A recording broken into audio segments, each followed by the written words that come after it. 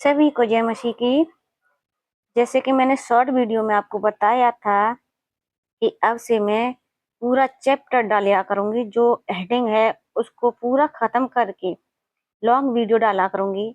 आप long video देखा करें, प्लीज, आपसे रिक्वेस्ट है।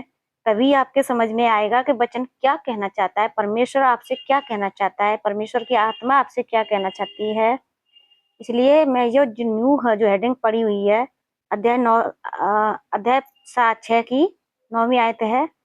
तो इसको मैं यहाँ से लेके जितनी भी आयतें हैं इसमें 24-22 जितनी भी हैं पूरा डालूंगी।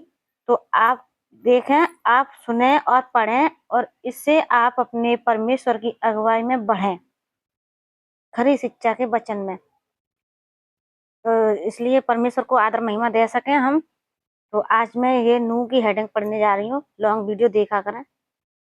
धन्यवाद आपको। ठीक है, मैं नूह की वंशावली पढ़ने जा रही हूँ। नूह की वंशावली यह है। नूह धर्मी पुरुष और अपने समय के लोगों में खरा था, और नूह परमेश्वर ही के साथ साथ चलता रहा। और नूह से सैम और हाम और येपेद नामक 3 पुत्र उत्पन्न हुए।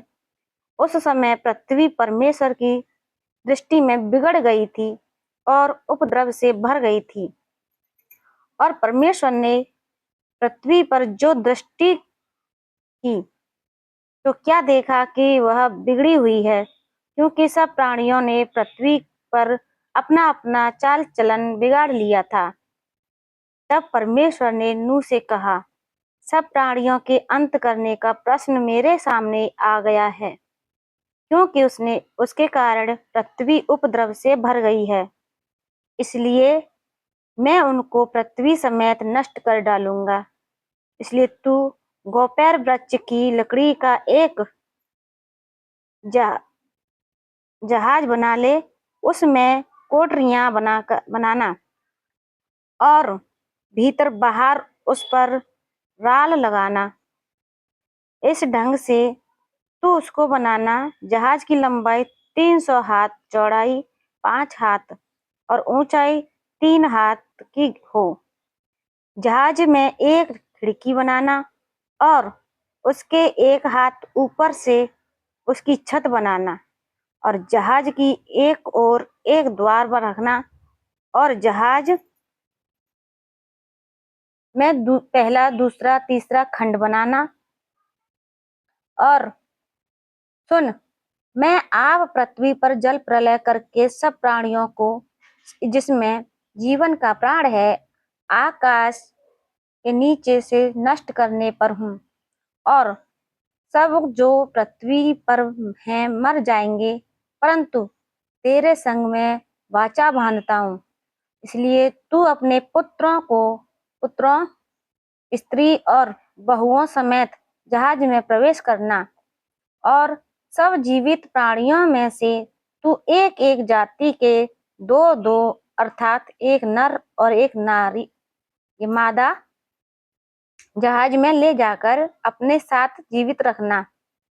एक एक जाति के पक्षी और एक एक जाति के पशु और एक एक जाति के भूमि पर रेंगने वाले सब में से 2-2 तेरे पास आएंगे, कि तू उनको जीवित रखे।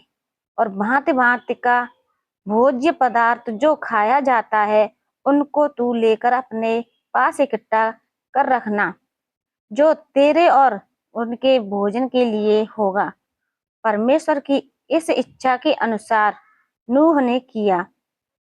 आपने सुना। अब यहाँ से यहाँ तक मैंने पढ़ा, तो आपको समझ में आया कि परमेश्वर नूह कैसे परमेश्वर की बात सुनी नूह ने।